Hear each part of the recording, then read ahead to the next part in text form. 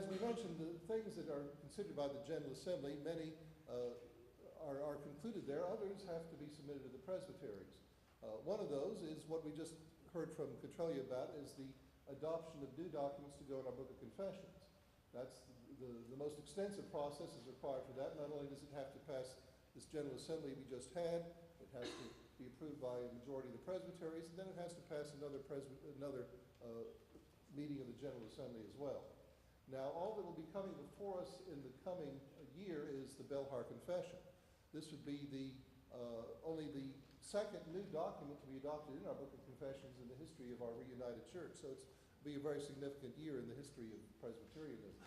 The Heidelberg Catechism, which is already present, certain amendments are being proposed, and actually what was agreed to be done was for our church in conjunction with the Reformed Church in America, the Christian Reformed Church, to undertake a new translation of the entire document. So we'll be receiving that sometime in the years ahead.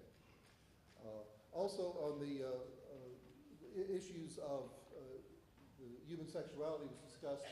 Both the majority and minority reports were approved to be sent forward to the presbyteries on the issue of same-sex unions. So we'll be reading that just for our own study. No vote to be taken on that, but they'll certainly want your feedback coming back as your own opinions about it. What the Board of Pensions was authorized to do was to give benefits to those same-sex partners. Now clearly these would be non-clergy personnel within churches. It was estimated that that would be about a 1% increase in the 1% of a person's salary increase in the dues would have to be paid to the Board of Pensions. So that's something you may be looking for. I'd also like to take, well, the other thing we may consider, we've got a short period of time to discuss this. The other major item that will be brought before the presbyteries for a vote is a total revision of the form of government. That's the first of the three sections of the Book of Order. At this time, the directory for worship, the rules of discipline are not being changed, but there's an entirely new form of government that's been proposed, has been passed by the General Assembly, and now will be coming before you for your approval. If any of you have seen, this is a book that came before us. I think approximately 30 to 40 changes to this document were adopted by the General Assembly, so this is out of date now. A new one will be coming forward for your consideration. There were also numerous overtures which would require changes in the Book of Order. Where those are required, it was identified which would affect both the present Book of Order and how they would affect the new Book of Order, so that anything that would be passed by you for a change would be adopted into the new book, if indeed you also adopt the new book. One of the other major issues that came before us had to concern the Middle East study report that drew a lot of press, not only inside but outside of our denomination. And I wanted to give Ron Shive a moment to speak. He's a pastor of First Presbyterian Church in Burlington, and he's actually been the chair of the committee that considered and prepared the report this past year. Ron? The Middle East Study Committee was mandated by the 218th General Assembly. For the past 2 years, 9 of us have traveled in the region and we have studied this issue. We issued a report, a 170-page report that was presented to the General Assembly. It was amended. It came out of the committee unanimous. It was approved 82% by the General Assembly as a whole. The major two changes from the report, if some of you have seen that, was the insertion of the recommendations that we reaffirm Israel's right to exist within secure borders. And this really spoke to our American Jewish partners, affirming them of our insistence of the security of Israel. The second was to remove the study materials, which were part 3, and to amplify those study materials with 4 Israeli narratives and with 4 Palestinian narratives. There will be a monitoring group working to pull these study materials together in the next year.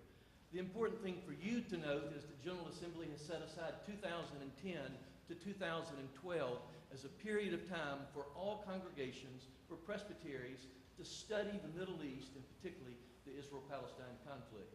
So I hope that you'll take note of that, and materials will be provided in the next year. Thank you, Ron. Another important item that came before the General Assembly and was passed to send on to the presbyteries is a renewed attempt to amend the Book of Order regarding ordination standards. The overture which passed, which will be considered as similar to that that has come in years before, so I won't belabor you with a long explanation. I think you can read it and understand it for yourself. That's been the only change proposed for the Book of Order this year. Proposed changes regarding same-sex unions were deferred. It was basically said that at this time all the Assembly wanted to do was pass on those majority and minority reports that were prepared for the Assembly. Also, there was a overture in the committee I served on, polity, authoritative interpretation and authoritative interpretations. This really arose from some of the controversy that came again from the sexual discussions we've been having. When the General Assembly, when the Presbyteries last rejected an overture for changing the ordination standards, what occurred is that the General Assembly in 2008 had withdrawn those authoritative interpretations that occurred previously with it. Now, for those of you who know our Book of Order well, the Book of Order states that authoritative interpretation, that is, an interpretation of what the Book of Order says and means, can be given either by the General Assembly in its plenary meetings every 2 years, or it can be given by the Permanent Judicial Commission of the General Assembly whenever it meets and decides a case. Now, when it decides a case, it issues an opinion. It may or may not give an authoritative interpretation, but if it does, that authoritative interpretation has the same strength and rule of law as an authoritative interpretation given by the General Assembly.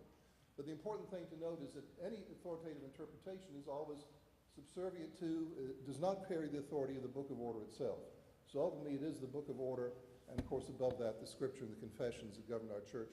And that was the gist of the authoritative interpretation that we issued to explain authoritative interpretation. So take that and read it for yourself.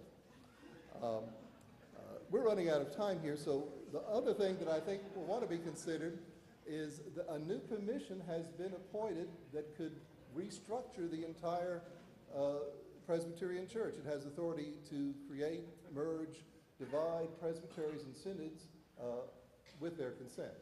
I'm going to let Ron Bowie talk a little about that. He served on the committee, and then he'll introduce the rest of our commissioners.